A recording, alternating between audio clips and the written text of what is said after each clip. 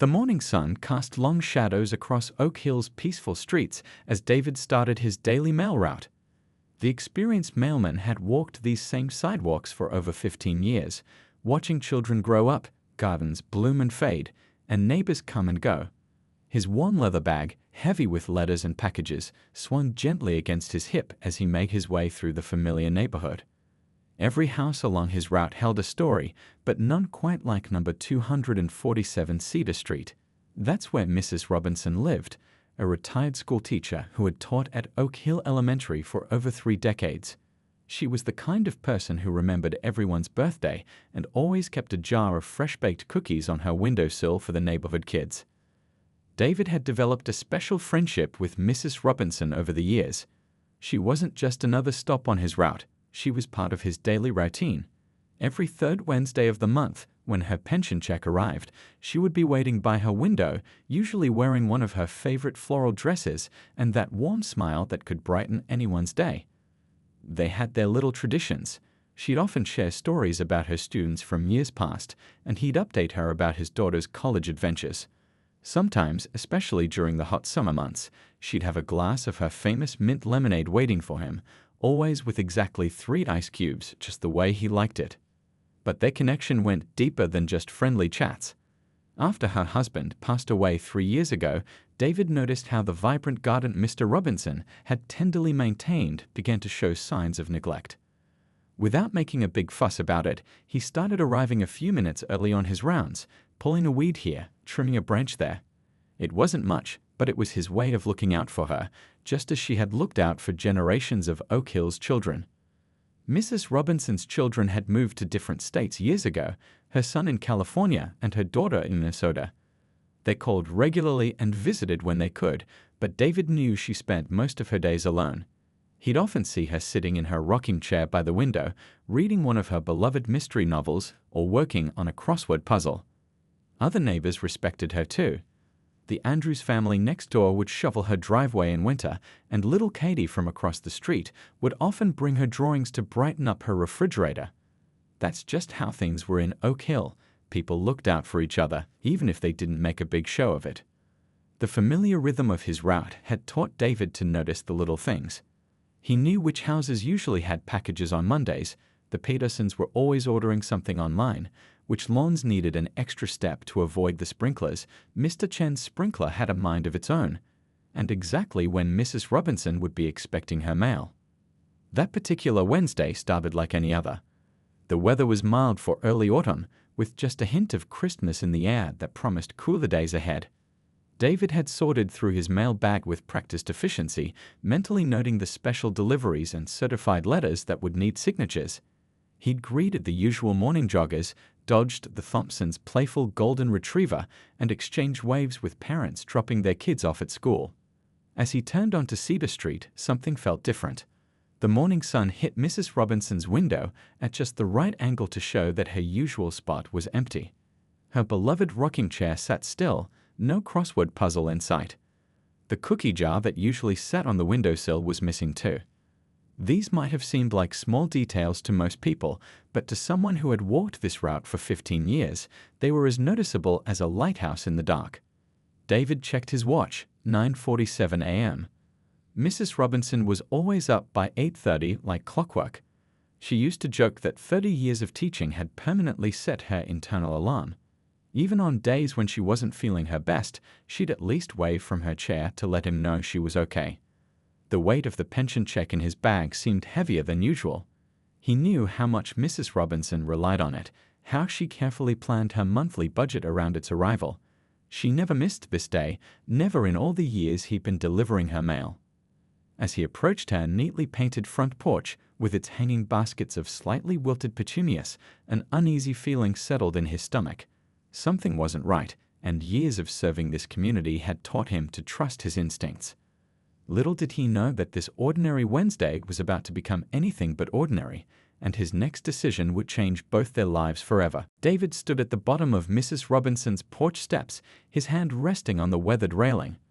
The morning birds chirped in the old maple tree overhead, but something about their usual cheerful song felt off today. His eyes scanned the front of the house, taking in details that seemed increasingly worrying with each passing moment. The morning newspaper lay untouched at the edge of the porch, still wrapped in its plastic covering. Mrs. Robinson always retrieved it before he arrived. She liked to discuss the headlines with him, especially the education section. The small watering can she used for her porch flowers sat tipped over, water having leaked out and left a dark stain on the wooden boards. As he climbed the 3 familiar steps, each one creaking under his weight just as they always had, he noticed movement through the screen door. The living room lights were on, casting a dim glow that seemed out of place in the morning sunshine. Through the mesh screen, he could make out Mrs. Robinson's figure, but something was wrong with how she was moving. Instead of her usual graceful movements, she seemed to be swaying, almost stumbling, as she made her way across the room. Her typically neat appearance, something she took great pride in, was dramatically different. Her house dress was wrinkled, and there were visible stains on the fabric that made his heart sink. In all his years of knowing her, he'd never seen her anything less than perfectly put together. "Mrs. Robinson," he called out, his voice carrying the professional tone he'd perfected over years of service, but tinged with genuine concern. "It's David, your mailman. Aren't you all right in there?" The response he received sent a chill down his spine. Instead of her usual clear, warm greeting, her words came out garbled and confused. Is that the time for school already?" David stepped closer to the screen door, his mailbag suddenly feeling like it weighed 1,000 pounds. Through the mesh, he could see her face more clearly now. Her expression was distant, unfocused, and one side of her mouth seemed to be drooping slightly. She was holding onto the back of her beloved rocking chair, her knuckles white with the effort of keeping herself upright. "The children, they'll be late," she mumbled, her words slurring together like melting ice cream on a hot summer day. She tried to take a step forward but stumbled, catching herself on the chair just in time. The sight brought back memories of a postal service training session he'd attended last spring. The instructor had spent an entire hour discussing how mail carriers often served as unofficial community watchdogs, sometimes being the first to notice when something was wrong. They'd covered various emergency scenarios, including the signs of a stroke, confusion, slurred speech, loss of balance. Through the screen door, he could see more details that made his worry grow. The small side table where she usually kept her reading glasses and current book was knocked over, its contents scattered across the floor. Her usually neat silver hair was disheveled, and she kept blinking as if trying to clear her vision. "Mrs. Robinson," he called again, more firmly this time, "I'm going to come in to check on you, okay?" He waited for any sign of acknowledgement, his hand already reaching for the screen door handle. The response was delayed but clear enough, a slight nod, and what seemed to be an attempted yes. The screen door creaked as he opened it, the sound startlingly loud in the quiet morning air. The familiar scent of her home, a mixture of lavender air freshener and the lingering aroma of morning coffee, wafted out. But today it was mixed with something else, something that made his instincts scream that this was an emergency. Inside, the situation looked even more concerning. Her usual neat-as-a-pin living room showed signs of confusion. The TV remote lay in the middle of the floor, her favorite Afghan was half draped over the coffee table, and her morning coffee cup lay on its side on the carpet, the dark liquid slowly seeping into the fibers. Mrs. Robinson tried to smile at him, but only one side of her face responded. I don't feel quite right," she managed to say, each word a struggle. The room keeps spinning. David's postal training kicked in automatically. He knew he needed to act fast, but also keep her calm. He quickly scanned the room, spotting her cordless phone on the charger. Years of delivering mail had taught him to be observant, to notice details, to remember important things. Right now, those skills might just help save a life. His hand was already reaching for the phone as he spoke in what he hoped was a reassuring tone. "Mrs. Robinson, I think you might not be feeling well. I'm going to call for some help, and I'll stay right here with you until they arrive. Would that be okay?" She nodded slightly, or at least tried to, still clutching the rocking chair for support. David could see the fear in her eyes, the same fear he'd seen when she confided in him about living alone after her husband passed. But there was also trust there, built over countless morning conversations and small kindnesses exchanged through the years. As he dialed 911, he helped her settle into her rocking chair, his other hand steadying her arm. The dispatcher's voice came through clear and professional, and David silently thanked his years of training that helped him stay calm in this moment. He knew the next few minutes would be crucial, but right now, what mattered most was that Mrs. Robinson wasn't alone. The 911 dispatcher's calm voice filled the quiet living room as David explained the situation. His eyes never left Mrs. Robinson as he described her symptoms, the slurred speech, the confusion, the drooping face. Years of delivering mail had taught him to be observant, but he'd never been more grateful for that skill than he was right now. "Sir, you did the right thing by calling," the dispatcher assured him. "Emergency services are on their way. Can you stay with her until they arrive?" "Of course I will," David replied without hesitation. His route could wait. The people of Oak Hill weren't just addresses on envelopes to him. They were his community, his responsibility. He'd known Mrs. Robinson since his first day on the job, when she offered him a glass of lemonade during a scorching summer afternoon. Mrs. Robinson tried to speak again, her words coming out jumbled and unclear. My daughter, Minnesota." She gestured weakly toward the small desk by the window where she kept her address book. David understood immediately. She wanted him to contact her family.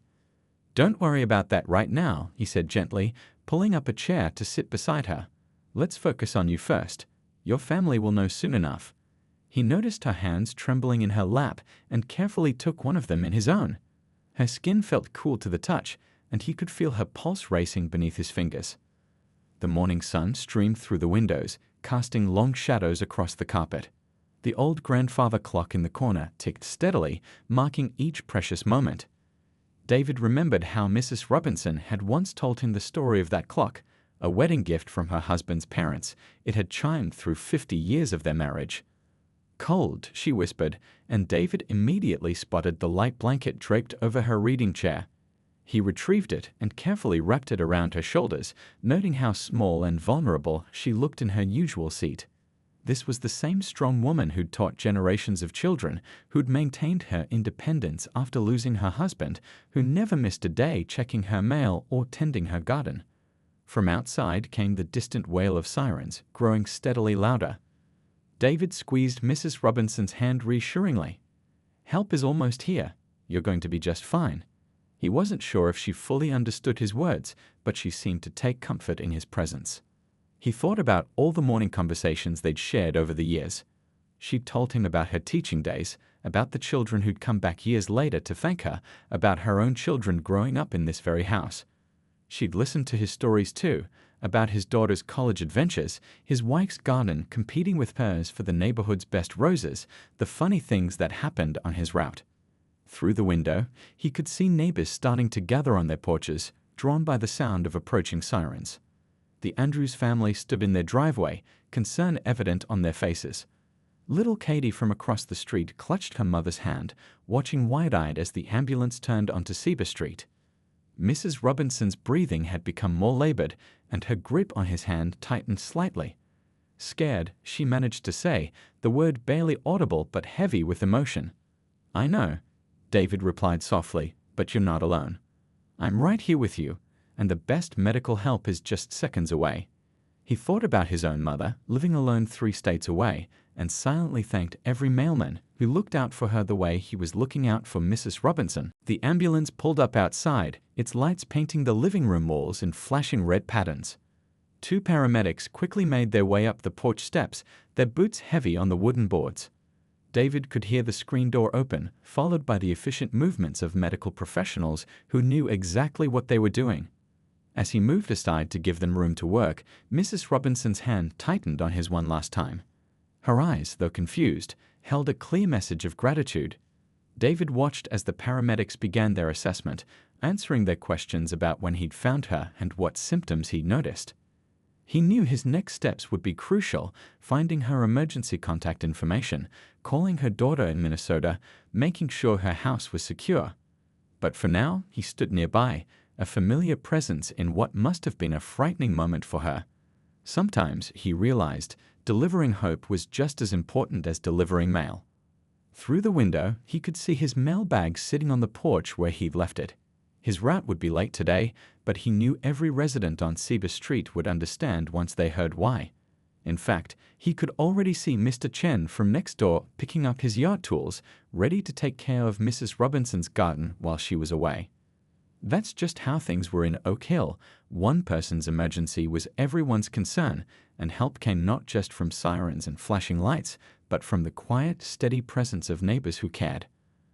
As David watched the paramedics prepare Mrs. Robinson for transport, he knew that his decision to stop and check on her might have made all the difference in the world. The paramedics worked with swift efficiency, their trained hands moving with purpose as they checked Mrs. Robinson's vital signs. David watched from a few steps away, close enough to provide comfort but giving them space to work. The morning sun streaming through the windows caught the silver threading in Mrs. Robinson's hair, reminding him of how she'd once joked about earning every single gray strand during her 30 years of teaching. Blood pressures elevated, one paramedic announced, removing the cuff from her arm. Pulse is irregular. They spoke in the clipped, professional tones of people who knew exactly what they were doing, but there was gentleness in how they handled their elderly patient. David thought quickly about what needed to be done next. His eyes scanned the room, landing on the small desk where Mrs. Robinson kept her important papers. Her emergency contacts, he said, moving toward it. Her daughter lives in Minnesota. I can find the number. The lead paramedic nodded appreciatively while preparing an IV. That would be helpful. We'll be taking her to City General. It's best if family can be notified quickly in these situations. Opening the top drawer of the desk, David found exactly what he was looking for. A well-worn address book, its pages neat and organized despite its age. Mrs. Robinson had shown it to him once, pointing out where she kept important numbers just in case. He never imagined he'd be the one needing to use them. As he flipped through the pages, he could hear the paramedics talking softly to Mrs. Robinson, explaining each step of what they were doing. We're going to move you onto this stretcher now, ma'am. Nice and easy. You're doing great. Outside, neighbors had gathered on the sidewalk, their faces etched with concern. Through the window, David could see Mrs. Chen clutching her morning coffee mug, while Mr. Andrews had already started making calls on his cell phone, probably spreading the word through the neighborhood phone tree they'd set up years ago. Finding the right page, David quickly copied down the daughter's number. The paper trembled slightly in his hands as he wrote, the adrenaline of the situation finally catching up with him. He'd been so focused on doing what needed to be done that he hadn't allowed himself to feel the full weight of the morning's events. Ma'am, can you squeeze my hand? One paramedic asked Mrs. Robinson. Her response was stronger on one side than the other, confirming what David had feared. The paramedic made a note on their clipboard, then turned to their partner. Let's get her ready for transport. David stepped closer to Mrs. Robinson's side as they prepared to move her. They're going to take good care of you, he said softly, his voice steady despite the worry in his heart. I'll make sure your house is locked up, and I'll call your daughter right away. Mrs. Robinson's eyes found his, and though her speech was still slurred, he could make out two clear words. Thank you. The simple phrase carried the weight of years of morning conversations, shared stories, and neighborhood kindness. The paramedics worked seamlessly together, transferring Mrs. Robinson onto the stretcher with practiced care. They secured her with straps, adjusted her blanket, and checked her IV line one more time. David watched as they raised the stretcher to its full height, the mechanisms clicking smoothly into place. Sir, the lead paramedic turned to David, your quick action today, you probably saved her life. Time is critical in these situations, and you recognized the signs early. They paused, glancing at the mailbag still sitting on the porch. Not all heroes wear capes, some wear postal uniforms. As they wheeled Mrs. Robinson toward the door, David quickly moved ahead to hold it open. The screen door creaked familiarly, and he made a mental note to oil those hinges when he came back to check on the house. It was the kind of small detail Mrs. Robinson would appreciate. She had always taken such pride in maintaining her home. The neighbors parted respectfully as the paramedics guided the stretcher down the porch steps. Little Katie, still holding her mother's hand, waved shyly at Mrs. Robinson. That week, Mrs. Robinson managed a small wave back, a gesture so characteristic of the former teacher who had never forgotten a student's name. David followed them to the ambulance, clutching the paper with the daughter's phone number. The morning air had grown warmer, and somewhere in the distance, a lawnmower hummed, the normal sounds of a neighborhood continuing its daily rhythm even as one of its own faced a crisis. "I'll ride with her," one paramedic said, climbing into the back of the ambulance while their partner closed the doors carefully but firmly. "City General Stroke Unit, they're expecting us." Standing on the sidewalk, David watched as the ambulance pulled away, its sirens now silent but lights still flashing. He looked down at the phone number in his hand, knowing his next task would be one of the hardest, calling a daughter to tell her that her mother needed her and needed her now. Around him, the neighbors began to move with purpose. Mrs. Chen was already heading home to pack up some of her famous suit for the hospital. Mr. Andrews had his gardening tools out, ready to tend to Mrs. Robinson's beloved flower beds. Little Katie had run inside to make a get-well card with her brightest crayons. David took a deep breath, pulled out his cell phone, and began to dial the Minnesota number. His mail route could wait a few more minutes. Right now, he had a more important delivery to make, the news that would bring a daughter rushing home to her mother's side. As he waited for the call to connect, he silently thanked whatever instinct had made him look twice through that screen door this morning. Sometimes, the most important part of his job had nothing to do with mail at all. The call to Minnesota was one of the hardest phone calls David had ever made. He stood in Mrs. Robinson's front yard, watching the ambulance disappear around the corner as the phone rang. When a sleepy voice answered, it was 2 hours earlier there. He took a deep breath and delivered the news as gently as he could. "This is David, your mother's mail carrier in Oak Hill," he began, his free hand fidgeting with his postal badge. "Your mother's had what we think might be a stroke. The paramedics just took her to City General Hospital." He heard a sharp intake of breath on the other end of the line, followed by the sounds of rushed movement. Mrs. Robinson's daughter's voice trembled as she spoke. How bad is it?" The question hung in the morning air, heavy with worry and distance. David shared what he knew, the symptoms he'd noticed, how quickly the paramedics had responded, the fact that they'd gotten to her fast. "The paramedics said timing is crucial in these situations," he added, trying to offer some comfort. "We caught it early." "I'll be on the next flight," she said, and David could hear drawers opening and closing in the background. Would you please check on her house? Mom always worries about her plants and—" "Don't worry about anything here," David assured her. "The whole neighborhood is already stepping up. Mr. Chen next door is taking care of the garden, and Mrs. Andrews has a spare key for emergencies." He glanced around at the neighbors who were still gathered, all of them ready to help in whatever way they could. After getting her contact information and promising to keep her updated, David ended the call and turned to face the small crowd that had gathered. The morning sun had risen higher, casting shorter shadows across Mrs. Robinson's well-tended lawn. Someone had already picked up her newspaper and placed it on the porch swing. "Her daughter's flying in from Minnesota," he announced to the concerned faces. "She'll probably arrive this evening." The news set off a flurry of activity among the neighbors. Mrs. Chen immediately started making plans for an airport pickup, while Mr. Andrews offered his guest room if needed. Little Katie tugged at her mother's sleeve. "Can't we make Mrs. Robinson some cookies?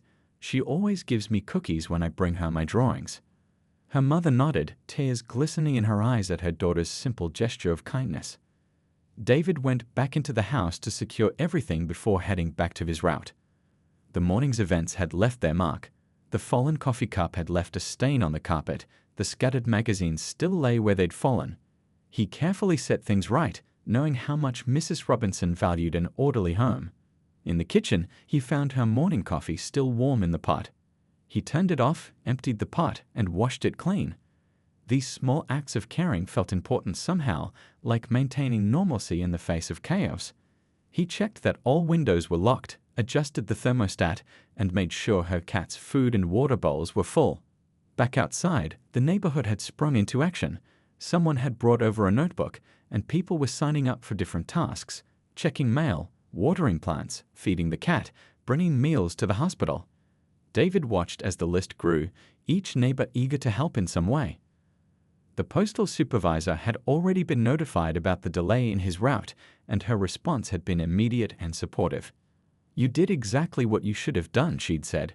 "This is what makes our postal workers so valuable to the community." As David finally picked up his mail bag to continue his route, he felt different somehow. The weight of the letters and packages remained the same, but he carried something else now, a deeper understanding of just how important his daily observations could be. A small hand tugged at his sleeve. It was little Katie, holding up a brightly colored card she just made. "Can you give this to Mrs. Robinson when you see her?" The card was decorated with flowers and hearts, with "Get well soon" written in wobbly childish handwriting. "I'll make sure she gets it," David promised, carefully tucking the card into his bag. He looked around at the gathering of neighbors, the retired couple from across the street already planning a hospital visit schedule, Mrs. Chen heading home to start cooking, Mr. Andrews on the phone coordinating with other neighbors. This wasn't just a neighborhood responding to an emergency. This was a family coming together to take care of one of their own. As David resumed his route, he could hear the sounds of activity behind him, screen doors opening and closing, phones ringing, cars starting up as people began their missions of help and support. The rest of his deliveries that day took on new meaning. Each house he passed, each person he greeted, was more than just a stop on his route. They were part of a community web connected by more than just streets and addresses.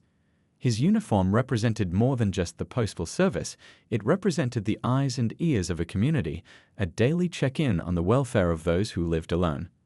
At each stop, he found himself paying just a little more attention, noting the small details that might signal that something wasn't quite right. The morning's events had reinforced what he'd always known, but perhaps had never fully appreciated.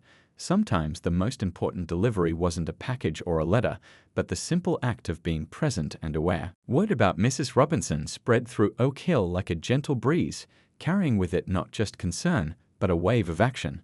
The neighborhood phone tray, usually reserved for weather emergencies and security alerts, buzzed with updates and organizing efforts. By mid-afternoon, a complete care system was in place. Mrs. Chen had transformed her kitchen into a small command center, coordinating meal deliveries and hospital visits.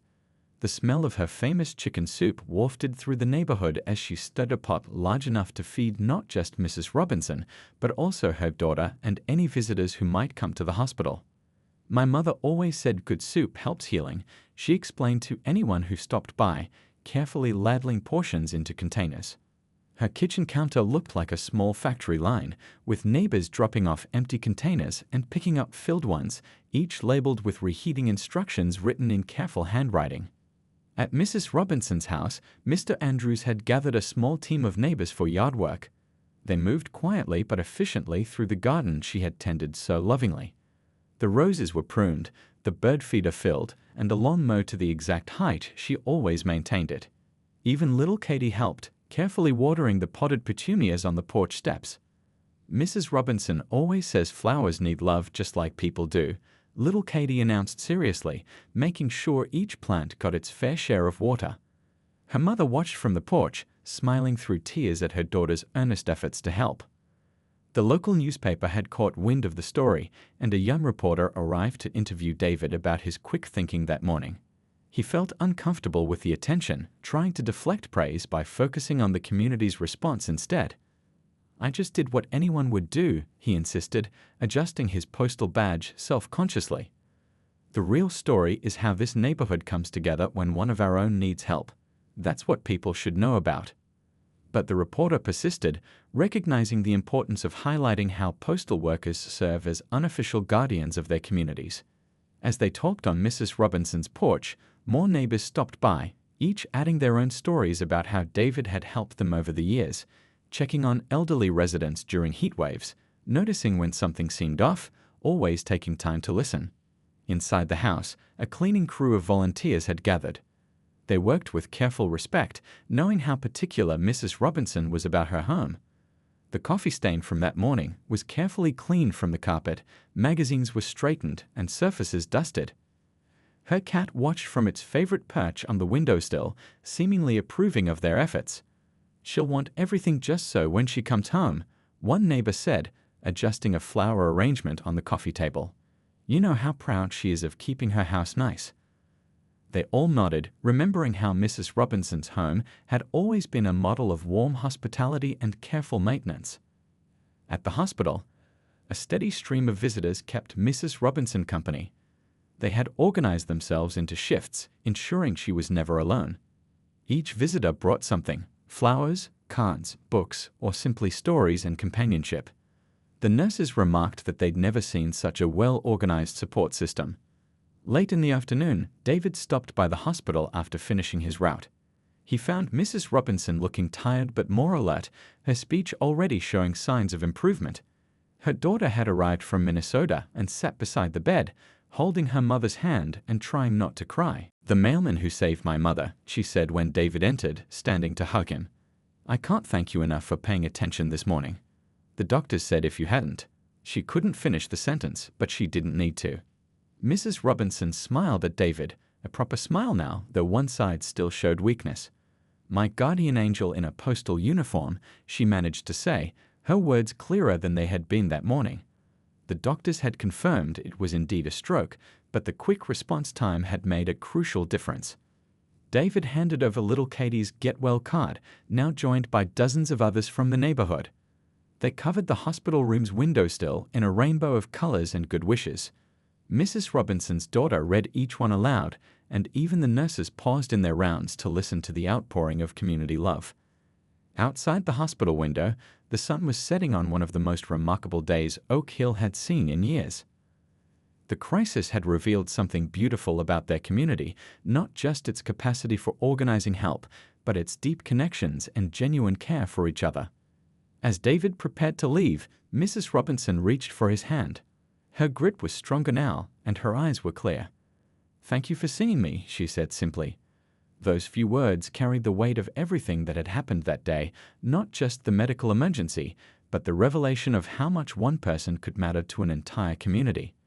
The evening news would later run a story about the importance of knowing stroke symptoms and checking on elderly neighbors. They interviewed David, though he still felt uncomfortable in the spotlight.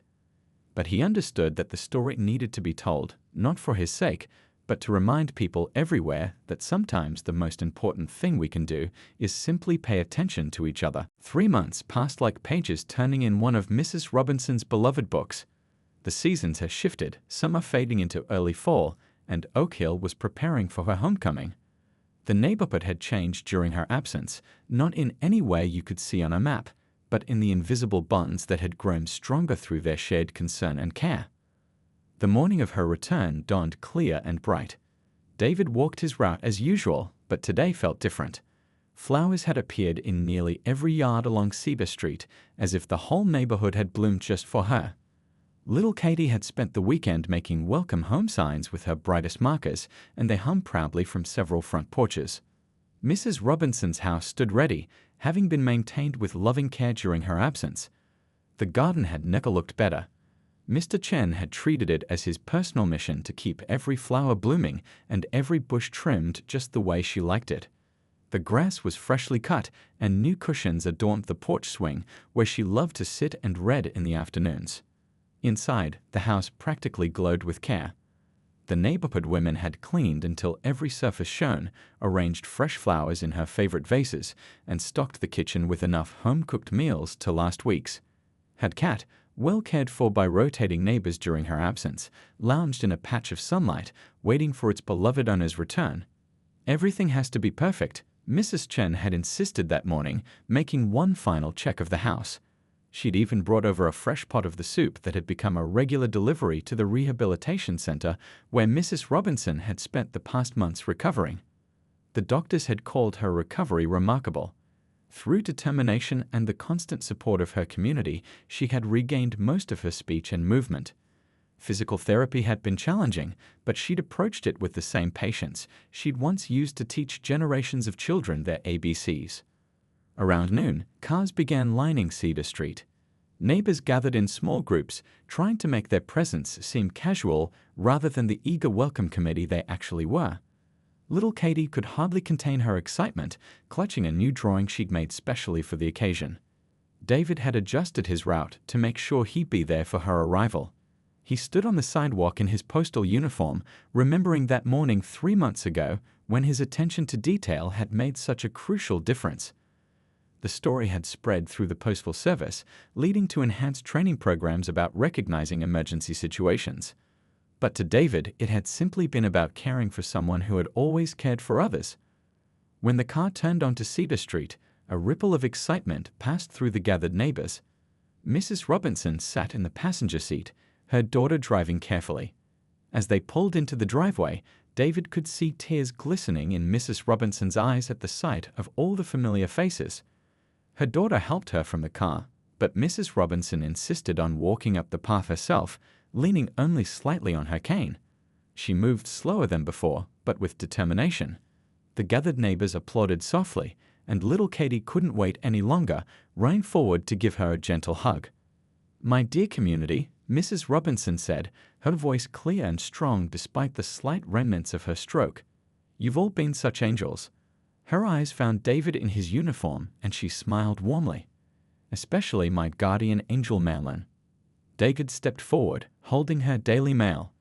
"Welcome home, Mrs. Robinson," he said simply, but those 3 words carried the weight of 3 months of concern, hope, and recovery. She took the letters from him with her right hand. The doctors had said using her affected side for daily tasks was the best therapy. The afternoon turned into an impromptu welcome home gathering. Neighbors brought out chairs and refreshments, sharing stories and laughter on the front lawn. Mrs. Robinson sat in her favorite porch chair, little Katie perched nearby, showing her all the drawings she'd made during her absence. "You know," Mrs. Robinson said during a quiet moment, her voice carrying clearly across the gathered group, "people say community is dying in this modern world. They say we don't look out for each other anymore." She paused, looking around at the faces of her neighbors, the people who had maintained her home, fed her cat, visited her in the hospital, and helped with her recovery. But they're wrong. Community is alive and well in Oak Hill. David listened from his spot near the porch steps, his postal bag at his feet.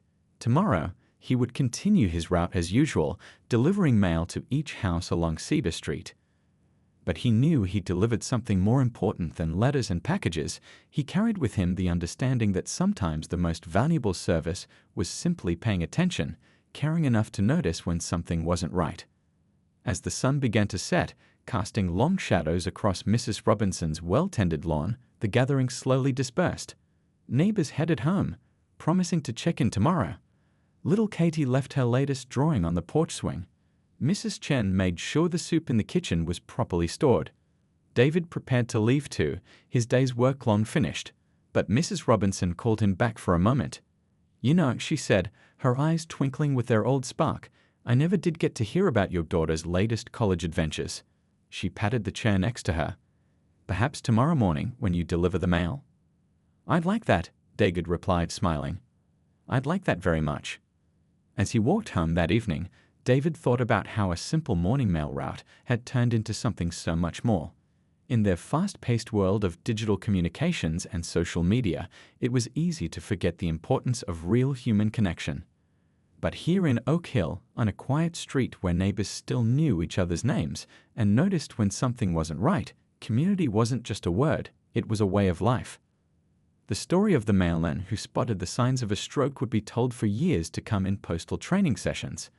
But the real story, David knew, wasn't about him at all.